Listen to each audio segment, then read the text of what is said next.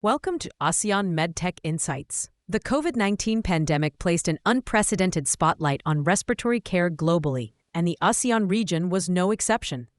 Hospitals across Southeast Asia faced a critical shortage of ventilators, triggering a desperate scramble for imports and exposing deep vulnerabilities in the global supply chain. This crisis, however, became a catalyst for significant change in the region's respiratory therapy equipment market. Post-pandemic, the landscape has fundamentally shifted. The initial emergency demand has been replaced by a more sustainable growth driver: the region's aging population and the rising prevalence of chronic respiratory diseases like COPD and asthma.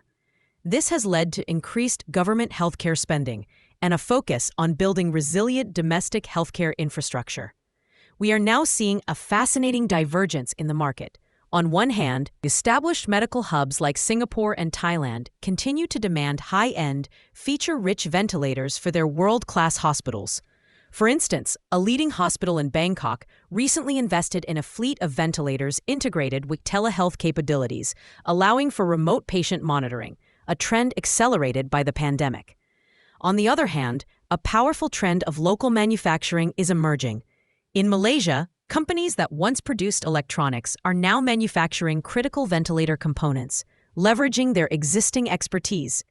Indonesia's government launched initiatives to support domestic production of affordable, functional ventilators to equip rural clinics. This creates a dual market, one for premium international brands and another for cost-effective, locally produced alternatives. For global medtech companies, this presents both a huge opportunity and a complex challenge. Entering the ASEAN market is not a single strategy. A device registration strategy for Singapore's Health Sciences Authority, HSA, will be vastly different from the requirements in Indonesia or Vietnam. The ASEAN Medical Device Directive, or AMDD, aims to harmonize regulations, but its adoption varies significantly by country, creating a patchwork of compliance requirements. A manufacturer might find their technical dossier is accepted in Malaysia, but requires substantial rework and local clinical data for the Philippines. This is where having a partner with deep local expertise becomes critical. For medtech companies looking to navigate these complexities and tap into the immense potential of the ASEAN respiratory care market, understanding these local nuances is the key to success. To learn more about how we can streamline your market access in ASEAN, you can email us at info@pureglobal.com or visit us at https://pureglobal.com.